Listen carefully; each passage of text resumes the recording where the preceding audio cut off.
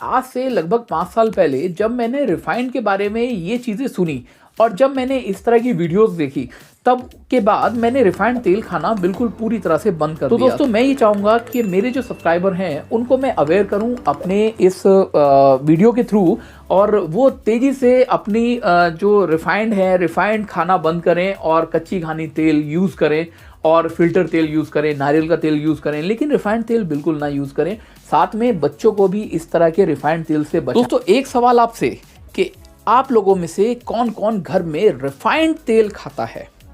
दोस्तों, मुझे लगता है, और ये है भी, आप लोगों में से 90% लोग ये कहेंगे कि हाँ, घर में रिफाइंड तेल हम लोग खाते हैं। यानी कि पकोड़े या फिर पराठा या कुछ भी रिफाइंड तेल में अगर पकाने की बात आए तो सिर्फ रिफाइंड तेल ही याद आता है। दोस्तों, आज हम इस वीडियो में बात करेंगे कि रिफाइंड तेल किस तरह से, किस कदर हम लोगों को बीमार कर रहा है, हमें हार्ट का मरीज बना रहा है।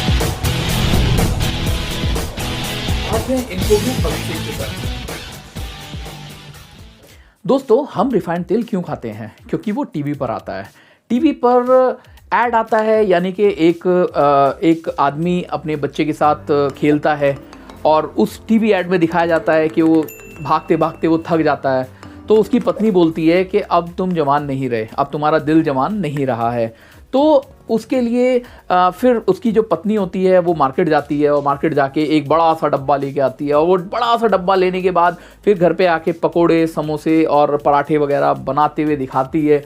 और उसके बाद उसको खाने के बाद उसका जो पति होता है वो फिर दोबारा से भागने लगता है और वो बिना हाफे भागता रहता है। तो उसकी पत्नी बोलती है कि हाँ, अब तुम्हारा दिल जवान हो गया है। तो दोस्तों, इस तरह के ऐड आमतौर पर हम लोगों को टीवी पर देखने को मिलते हैं। तो कहीं ना कहीं हमारा भी मन होता है कि चलो यार, टीवी पे ऐड आ रहा है तो अब जो है रिफाइंड तेल खाना चाहिए, बहुत अच्छा है, इससे बड़ी पावर आती है। दोस्तों, मार्केट में बहुत मात्रा में रिफाइंड तेल कंपनी है, ब्रांड्स हैं, जैसे कि सफोला है, रुचि है, और इसके बाद फॉर्चून है, और तो और रामदेव बाबा भी, योग गुरु रामदेव बाबा भी इस तेल के खेल में पूरी तरह से उतर चुके हैं। आजकल योग करते हुए भी कहते हैं कि रिफाइंड खाओ। उनका एक फिजिकल रिफाइंड होता है, लेकिन वो होता ही वही प्रोसेस से है। लेकिन ये सब चीज़ें जो है ना, वो सब ऐड पे हैं। हम लोग अगर रिफाइंड तेल खरीदते हैं वो सिर्फ ऐड के बेस पे खरीदते हैं। तो दोस्तों, असल में मनुष्य इतना मूर्ख हो चुका है कि जब प्रकृति ने सब चीज़ें, यानी कि प्रकृति ने जो चीज़ें उसको वरदान स्वरूप दी है, लेकिन उसके बाद भी मनुष्य को ना हर चीज़ में रिफाइंड चाहिए, जैसे रिफाइंड तेल, रिफाइंड नमक और ना जाने क्या क्या। तो दोस्तों, आज की डेट में तेल के मार्केट में, यानी कि रिफाइंड के मार्केट में इतना बड़ा गड़बड़ घोटाला हो रहा है कि जो चीज़ आपको जानना बहुत ज़रूरी है। अब अगर हम टीवी की बात करें तो टीवी पर कभी तो दिल जवान रखने के लिए ऐड आता है, जिसको देखकर हम रिफाइंड खा लेते हैं। या फिर कोई एक्सरसाइज करती हुई लड़की आएगी टीवी पर और वहाँ पर वो आपसे कहेगी कि एक्सरसाइज में अगर आपको फिट रहना है तो आपको रिफाइंड खाना चाहिए। तो इस तरह के ऐड देखकर हम लोग ना चाहते हुए भी रिफाइंड तेल खा लेते हैं। हमें ये जानना भी जरूरी है कि ये रिफाइंड तेल हमें कितना नुकसान पहुंचा सकता है और हमें कितना बीमार कर रहा है। दोस्तों, हम लोग ऐड देखकर सोचते हैं कि रिफाइंड तेल से हम स्वस्थ रह सकते हैं। आइए अब हम ये जानते हैं कि रिफाइंड तेल बनता कैसे है। दोस्तों, रिफाइंड तेल बनाने से पहले मैं आपको बता दूं, सबसे ज़्यादा जो तेल यूज़ होता है वो होता है पाम तेल। पाम तेल आपने सुना भी होगा। दोस्तों, पाम ऑयल, जिसको हम पाम ऑयल बोलते हैं, वो बहुत ही घटिया तेल होता है और ये मोस्टली जो है विदेशों से आता है, और ये होता है पूरी तरह से कूड़ा। यानी कि वो सबसे ज़्यादा अगर हमें बीमार करता है वो पाम ऑयल होता है। आपने अभी सुना भी होगा, अभी न्यूज़ चैनल्स में भी आए थे कि पाम ऑयल को बैन करने के लिए भी सरकार कुछ कदम उठाने जा रही है। दोस्तों, रिफाइंड बनाने में जब रिफाइंड तेल फैक्ट्री जो प्रोसेस करती है, वो प्रोसेस मैं आपको बताता हूँ। सबसे पहले वो बीज लेते हैं और बीज लेने के बाद उसका तेल निकालते हैं, लेकिन उस बीज का तेल निकालने के लिए वो कोशिश करते हैं कि उस बीज में से ज़्यादा तेल निकल जाए। तो वहाँ पर एक प्रोसेस होता है, उस प्रोसेस का नाम होता है सॉल्वेंट एक्सटेंशन। इस प्रोसेस में जब ये बीज में से वो तेल निकालते हैं तो उसके साथ वो हेक्सेन के नाम से एक अलग से एक पदार्थ होता है, उसके बारे में भी अभी मैं बताऊंगा कि वो क्या चीज़ है। उसके बाद उस सॉल्वेंट एक्सटेंशन के बाद उसमें वो हेक्सेन मिलाते हैं। तो यहाँ पर ये देखना होता है कि यहाँ पे हम लोग किस तरह से बीमार हो रहे हैं। दोस्तों हेक्सन की अगर हम बात करें तो हेक्सन जो है वो एक पेट्रोलियम प्रोडक्ट है, यानी कि वो पेट्रोल से बनता है। अगर दोस्तों मैं आपसे बात करूं कि आप अपनी लाइफ में या अपने दिनचर्या में आप पेट्रोल से बनने वाली जो आइटम होती है यानी कि पेट्रोलियम प्रोडक्ट में क्या चीज़ ऐसी है जो आप खाते हैं, तो शायद आप पूरी तरह से मना करेंगे। तो दोस्तों यहाँ पर मैं आपको बताऊं कि रिफाइंड तेल कंपनियां हेक्सन मिला के यानी कि पेट्रोल प्रोडक्ट भी रिफाइंड तेल में मिला के वो हम लोगों की सेहत से कैसे खिलवाड़ कर रहे हैं। दोस्तों यहाँ पर समझने वाली बात यह है कि अगर हम पेट्रोल प्रोडक्ट को अपने खाने के तेल में मिलाकर खाएंगे तो वहाँ पर कितनी तेजी से हम लोग बीमार होंगे, यहाँ पर यह भी देखने की बात है। और साथ में हेक्सन जैसी चीज़ पेट्रोल कंपनियां उसको तेल को ज़्यादा से ज़्यादा निकालने के लिए जो यूज़ होता है, जो प्रक्रिया यूज़ करते हैं, वो सब इसके अंदर मिलाते हैं। दोस्तों अब आप ही देखो कि पेट्रोल से बनने वाली चीज़ें रिफाइंड तेल कंपनियां किस चीज़ में मिला रही हैं, आपके खाने में तेल यूज़ होने वाले तेल में। तो दोस्तों उसमें क्या मिला रहे हैं, वो हेक्सन मिला रहे हैं।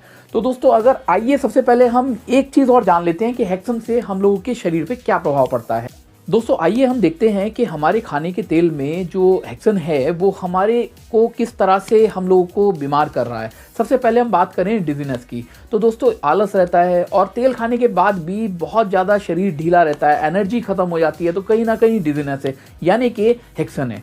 तो हेक्सन हम लोगों को किस तरह से बीमार कर रहा है, यहाँ पर डिजीनेस भी कहीं ना कहीं इस चीज़ को हम लोग मान के चलते हैं। अगर हम सेकंड की बात करें तो सेकंड में हम लोग का ब्राउजीनेस है। ब्राउजीनेस में चक्कर आना है, इसके बाद इसमें सिर दर्द हो जाता है, हेडेक हो जाती है, ठीक है, बार बार उल्टी लगना जैसा लगता है लेकिन उल्टी नहीं आती है। तो इस तरह की जो चीज़ें होती हैं वो कहीं ना कहीं हेक्सन होती है। ये जो रिफाइंड तेल बनाने वाली कंपनियां हैं वो हम लोगों को किस तरीके से बीमार कर रही हैं और हम लोगों को पता नहीं होता है, और वो ऐसे ऐसे केमिकल्स डालती हैं, पेट्रोलियम प्रोडक्ट हैं। दोस्तों अगर नोजिया की बात करें तो यहाँ पर उल्टी आने का मन करता है लेकिन वो उल्टी नहीं आती है। तो यहाँ पर ये जो डलनेस है या ये वीकनेस है, ये कहीं ना कहीं हेक्सन का ही दुष्परिणाम है जो हमारे खाने के तेल के अंदर यूज़ होते हैं। और अगर हम बात करें, कुछ लोग कहते हैं कि हमारा बच्चा जो है कमज़ोर है, लेकिन कमज़ोर का मतलब ये नहीं है कि उसको रिफाइंड खिलाओ उससे वो पहलवान बन जाएगा। तो ये जानना बहुत ज़रूरी है कि बच्चों को खासकर रिफाइंड ना खिलाएं। अनकॉन्शियस यानी कि चक्कर खाकर गिर जाए। एब्डोमिनल पेन यानी कि पेट के अंदर दर्द बहुत हो रहा है और वो दर्द जो है, दर्द की दवा खाकर ही वो दर्द सही हो रहा है। तो ये किसका कमाल है आप जानते हैं, ये जो है वो हेक्सन का कमाल है। यानी कि जो आपके रिफाइंड के अंदर जो हेक्सन है वो किस किस तरह से आपको बीमार कर रहा है और किस किस तरह की प्रॉब्लम्स हैं वो मैं आपको यहाँ पर बता रहा हूँ।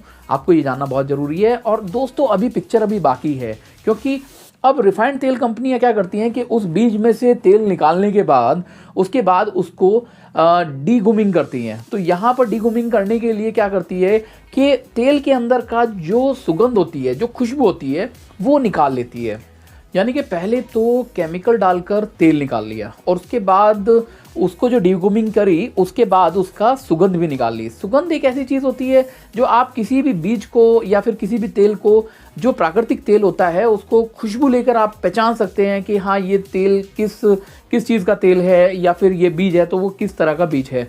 तो यहाँ पर ये जो अपना डिगुमिंग करते हैं तो वहाँ से उसको उसकी जो सुगंध है ना वो पूरी तरह से निकाल लेते हैं। हर तरह के बीज में या हर तरह के तेल के अंदर एक प्रोटीन होता है जो हमारे शरीर के लिए बहुत ज़रूरी होता है, लेकिन ये तेल कंपनियां उस प्रोटीन को भी निकाल लेती हैं। उसकी खुशबू निकालने के लिए वो उसमें डिगुमिंग करती हैं। ये तेल निकालने वाली कंपनियां उस तेल का सारा सुगंध निकाल लेती हैं। यहाँ पर देखने वाली बात है, यहाँ पर बचता क्या है, यहाँ पर सिर्फ कूड़ा बचता है। आप देख सकते हैं यहाँ पर जो चीज़ तेल के अंदर जो खुशबू होती है, जैसे कि हम अगर एक्सपीलर का जो सरसों का तेल होता है वहाँ पर उस तेल को निकालकर खुशबू सूंघते हैं तो वहाँ पर आपको प्रोटीन और खुशबू दोनों मिलती है। या फिर नारियल का तेल होता है, नारियल के तेल के अंदर बड़ी ज़बरदस्त खुशबू होती है। आपको पता चल जाएगा कि रिफाइंड बनाने के प्रोसेस में खुशबू और प्रोटीन ये दोनों निकल जाते हैं और बाद में ये सब खुशबू निकलने के बाद वो पानी की तरह एक रिफाइंड होता है जो हमें बॉटल में मिल जाता है, यानी कि बोतल में पैक करके मिल जाता है। उसको हम भजिया तलते हैं, उसके बाद उसमें समोसे और सब सारी चीज़ तलते हैं और हम सोचते हैं कि ये हमारे लिए बहुत अच्छा है, लेकिन ये हमारे लिए अच्छा नहीं है। उसके बाद डीऑर्डरिंग होता है, यानी कि तेल में खुशबू प्रोटीन वगैरह निकालने के लिए उस तेल को 2000 सेल्सियस पर गर्म किया जाता है, यानी कि खुलाया जाता है। तो यहाँ पर इसको खुलाने के बाद उस तेल के अंदर से बचता क्या है, यानी कि अगर जैसे हम अपने घर के अंदर हम तेल में पकोड़े तलते हैं तो वो जो तेल जो खुलाया जाता है वो ऑलरेडी पहले से ही खुलाया हुआ होता है, यानी कि 2000 सेल्सियस पर। तो यहाँ पर प्रोटीन, स्मेल, वो सारी चीज़ें सब इसमें से हट जाती हैं और अगर सही मायने में पूछा जाए तो बचता क्या है, सिर्फ कूड़ा बचता है। फिर अब उस रिफाइंड तेल में प्रिजर्वेटिव डाल के उसको पैक करके आपके हाथों में पकड़ा दिया। अब आप खुद बताइए कि उस तरह का रिफाइंड तेल हम लोगों के लिए क्या काम आएगा, वो एक तरह से कूड़ा ही तो है। अगर हम बात करें हार्ट अटैक की, तो यहाँ पर अगर भारत में बात करें तो भारत में बड़े क्या बच्चे क्या सब हार्ट अटैक से मर रहे हैं, जैसे कि आप न्यूज़ चैनल्स पे देख ही रहे हैं। और सबसे कमाल की बात यह है कि वर्ल्ड में 60% अगर हार्ट रेट, यानी कि अगर 60% अगर हार्ट अटैक हो रहे हैं तो वो भारत के अंदर हो रहे हैं। तो ये भी जानना जरूरी है, वो क्यों है, वो सिर्फ रिफाइंड की वजह से। आजकल हार्ट अटैक नॉर्मल माना जाता है, यानी कि अगर कभी कोई किसी को पता चलता है कि किसी को हार्ट अटैक है तो वो बोलते हैं कि ये तो नॉर्मल है, ये तो हर किसी को नॉर्मल होता है। दोस्तों, मेरा ये वीडियो बनाने का जो मकसद है वो सिर्फ ये है कि आजकल जो इंडिया में हार्ट अटैक बढ़ रहे हैं उनसे बचने के लिए, और साथ में जो छोटी छोटी और बड़ी बड़ी बीमारियां जो रिफाइंड से, हेक्सन से आ रही हैं, तो वो कहीं ना कहीं उन लोगों से बचाने के लिए मैंने सोचा कि ये वीडियो मुझे आपके लिए बनानी चाहिए। दोस्तों, सबसे बड़ा जो सत्यानाश कर रखा है वो टीवी कंपनियों वालों ने कर रखा है। जी हाँ, जो टीवी पर जो ऐड आते हैं उन लोगों ने सबसे ज़्यादा सत्यानाश कर। फाइनली अब आप ये देखिए कि जितने भी केमिकल डालकर ये रिफाइंड तेल बनते हैं, क्या वो खाने योग्य हैं?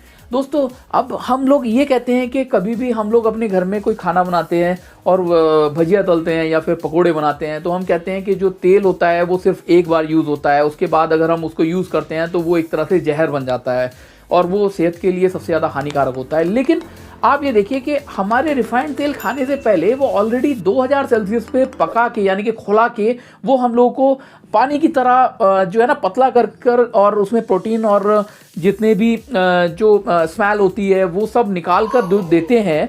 उसके अकॉर्डिंग अगर देखा जाए तो रिफाइंड तेल तो किसी भी तरीके से खाने योग्य रहता ही नहीं है। दोस्तों, मेरा ये वीडियो बनाने का मकसद ये है कि आप अपने बच्चों को और खुद भी कोशिश करें कि रिफाइंड तेल की जगह सरसों का तेल जो एक्सपिलर से आता है या फिर नारियल का तेल होता है जिसके अंदर पूरी भरपूर मात्रा में खुशबू होती है, उसके अंदर प्रोटीन होता है, आप वो यूज़ करें। कहा जाता है कि रिफाइंड तेल से अच्छा सरसों का तेल होता है, क्योंकि जितना सरसों का तेल या कोई भी ऑयल जितना मोटा गाढ़ा होता है वो उतना ही सेहत के लिए अच्छा। फाइनली भाइयों, रिफाइंड तेल बिल्कुल छोड़ दो, कच्ची घानी सरसों का तेल खाओ या फिर फिल्टर तेल खाओ, लेकिन रिफाइंड बिल्कुल मत खाओ। दोस्तों, कैसी लगी आपको ये वीडियो? मुझे इंतजार रहेगा आपकी कमेंट्स का, और साथ में अगर आपने चैनल को सब्सक्राइब नहीं करा है तो जल्दी से चैनल को सब्सक्राइब कर दीजिए। अगली वीडियो के साथ जल्दी आता हूं, तब तक के लिए भारत